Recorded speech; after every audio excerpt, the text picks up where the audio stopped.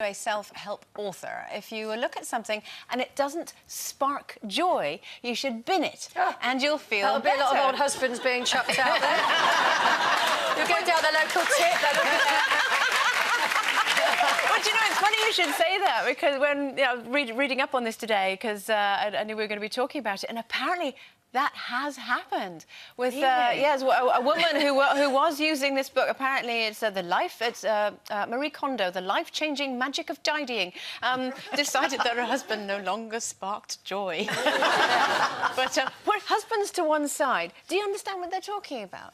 The whole joy of decluttering. Yeah, I do. I've got OCD. My daughter's got OCD. My granddaughter's got OCD. My mum had OCD, so it's been passed down through all of us. And there's nothing nicer than everything being tidy when you sit down to watch television of a night. I actually saw Lila emptying one of her toy boxes and getting some wet wipes out and cleaning the toy box out.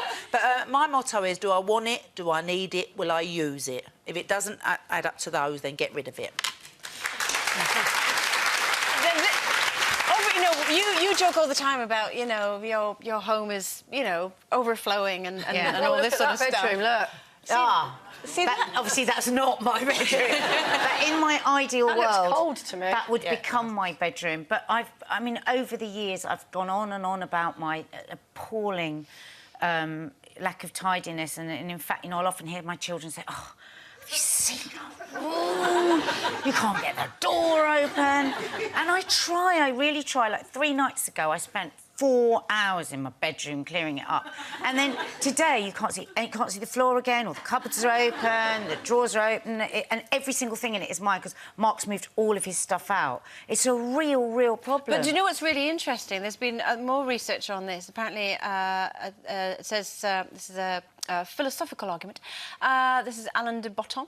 Says basically, the more turbulent someone's inner life is, the more tidiness appeals. It isn't tidy minds that go for tidy exteriors, it's chaotic minds. So actually that means you're actually more sorted. It's people like me who are quite tidy, it's all going on in there.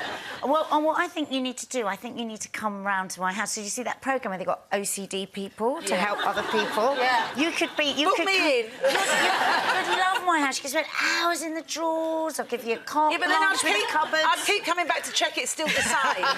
Also, I think there's a sort of mixture there, because my house is what my mum calls surface tidy, which is where you look at it and you think, oh, this is nice. Do not open a drawer or a cupboard. Because, like the inner workings of my mind, stuff comes out. Yeah. You know, it's a dark place in there. I'm very untidy, but I'm married to a guy with... But his OCD... Spark of joy, you're married to. A spark of joy, I am. Hello, dear.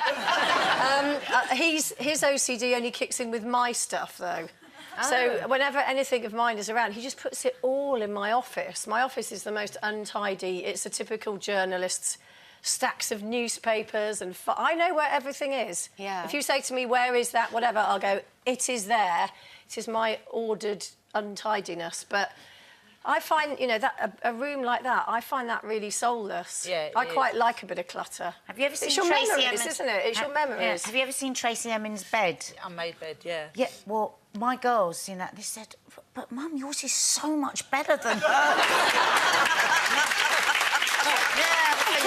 Wasn't there that wonderful story, and I don't know if it was apocryphal, where Charles Saatchi had that in transit waiting to put it in another gallery, and he was storing it in a room at his house, and his cleaner made it. Made the bed, tidied it all up, yeah. Oh, I love that.